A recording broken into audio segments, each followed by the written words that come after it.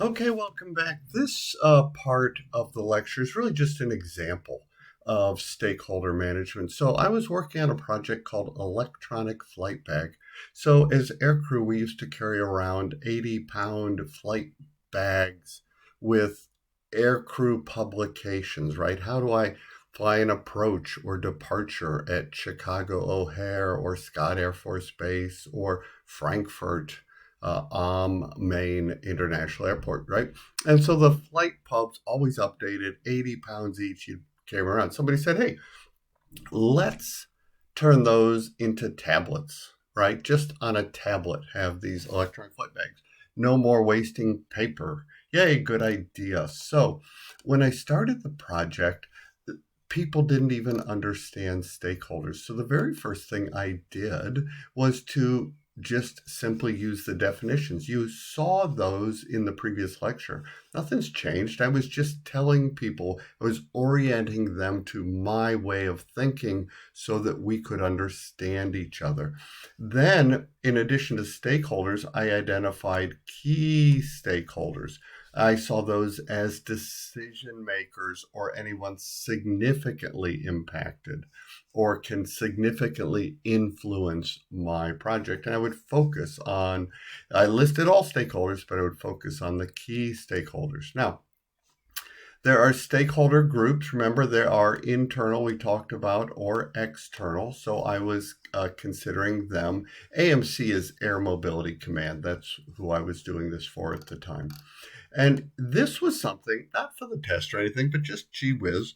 This is how I laid out the stakeholder management process. First, I was going to identify them. In fact, we noticed in the lecture, we are always identifying the stakeholders. So it didn't stop here. It wasn't one time around, but this is an iterative process. Then I would classify and map my stakeholders. I would record their needs and expectations that I found. I would assess their achievability of their expectations, right? I wanted to be a success and make them happy. I would negotiate trade offs. I can't do everything at once or throughout the project. There's things I'm not going to be able to do. And it's important to explain to them why. Then I would agree to the goals and the value criteria and share it with them, go back and show them and discuss why or why not I had to modify something.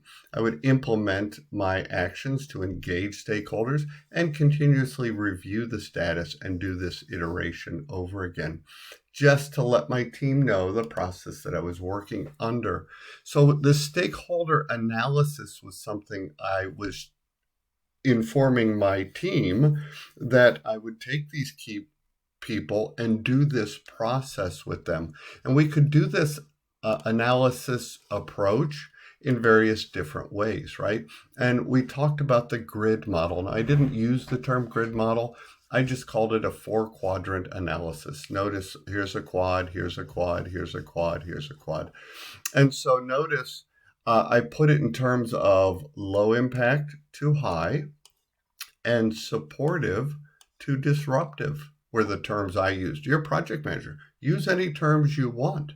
Now, not for the exam. For the exam, use the last presentation, but just notice you have some flexibility. And so, based on this, I had a steering committee. I had my finance person. I had headquarters staff. I had union people and business managers. Notice that the zone of focus was going to be in the top right. Okay, IT covered multiple zones. Now, I listed the benefits of stakeholder management, and there are many more than this. We talked about them in the lecture. Quality standards, identifying risks, identifying requirements. The first and foremost, identifying success, and then figuring out their needs and expectations.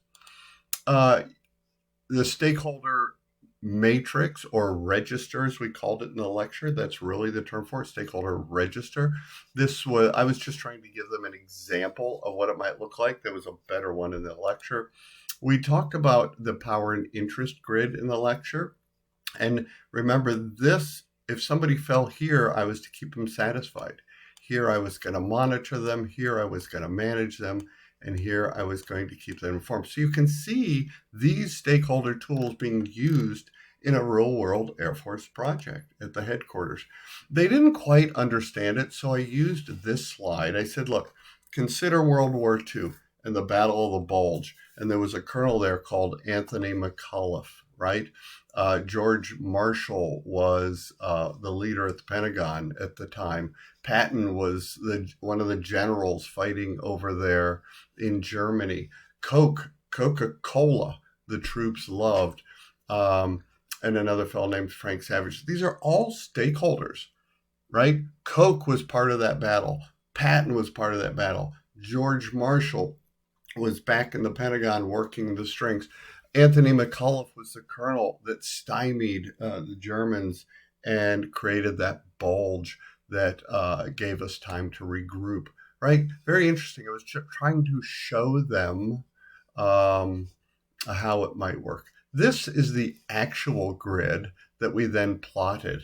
Notice it's Air Force centric. This talks about commanders, the Federal Aviation Administration, because the FAA is a stakeholder. Aircrew themselves are stakeholders. The Pentagon was a stakeholder.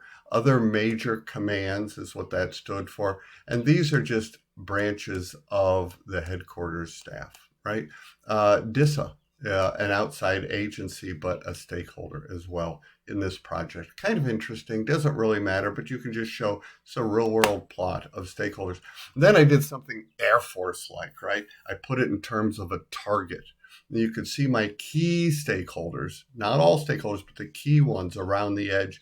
And the target was the center, right? And you could see that I was noting if they were a force leader or just an opinion leader, or if they were potentially a future leader I'd want to work on, or are they a shadow, right?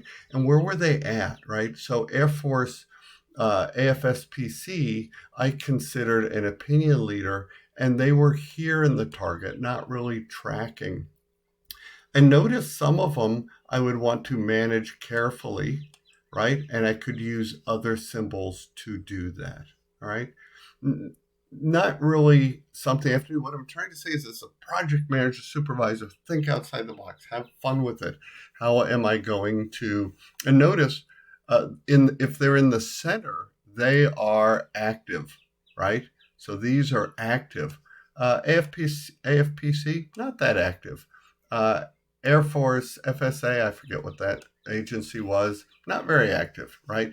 And so you could see my plots of some of the stakeholders we used, and that's it. Okay, so I just thought that would be